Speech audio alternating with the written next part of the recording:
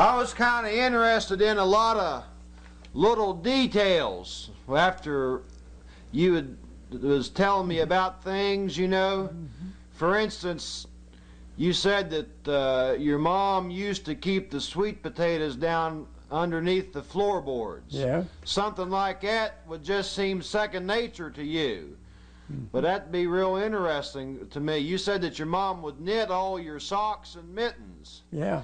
Well, now, how did you get the rest of your clothes? Did she make everything, Yeah. or?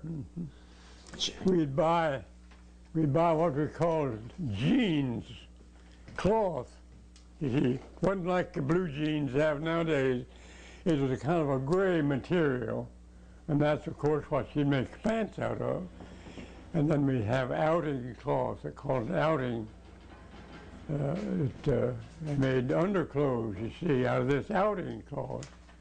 It was a kind of a fuzzy material, you probably remember.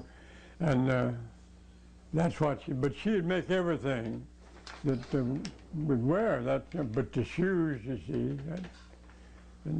Well, did she have a sewing machine? Oh yeah, it's an old Singer sewing machine, high arm they called it. And of course, it operated by a treadle. Had to pat your foot, you see, to get to run. And she'd do her sewing on that. She was good at it.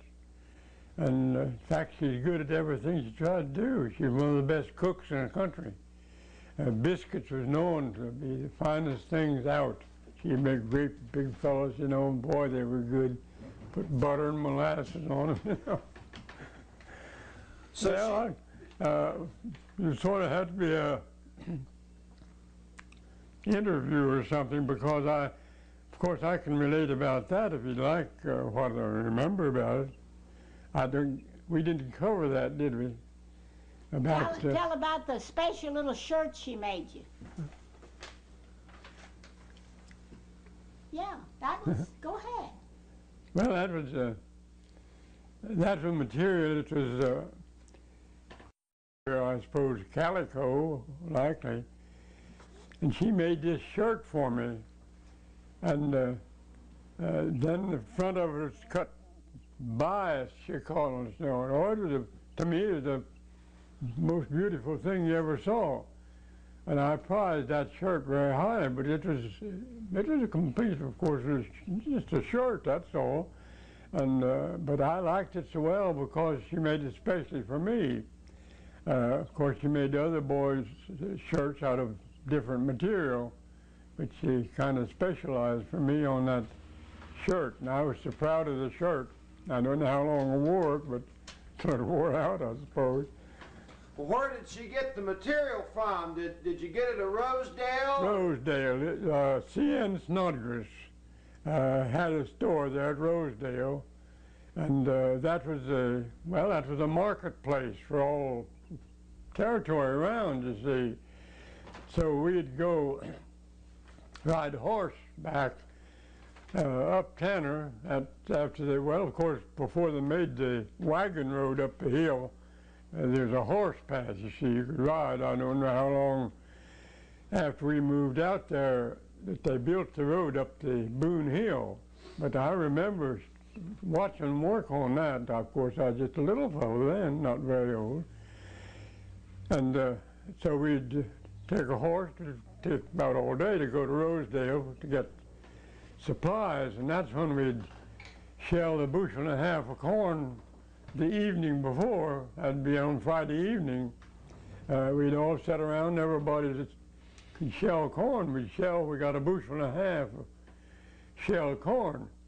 And we'd take that to Rosedale to the mill. That's where they had a grist mill over there. And I don't know who had it, but anyway, it's Rosedale. And that's the way we'd get to town once a week. We never went to town, you know, just once a week.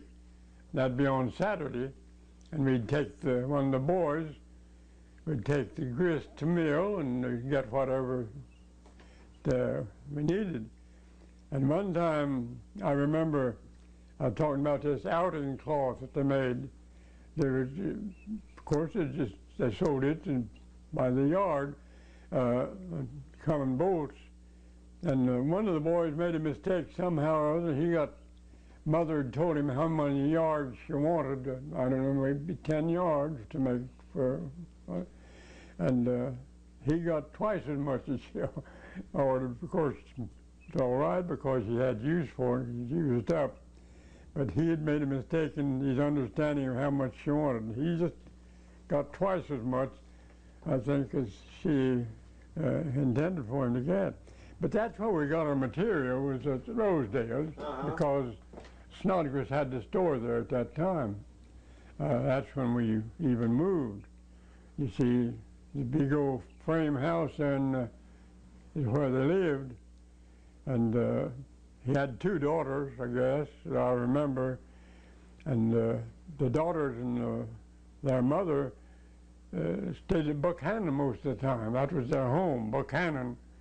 And then they'd come down there in the summertime and live in the big house, you know. And of course, I thought that was a wonderful thing when I saw that great big frame house. Never seen anything like it until, of course, when we moved. I know I saw it, but I don't remember much about it because I was only 4 years old. But it was there then when we moved, as far as I know. But all our supplies come from Rosedale, and you can go there. It's a general store. You can get most anything you want in the way of general store. We used to get lead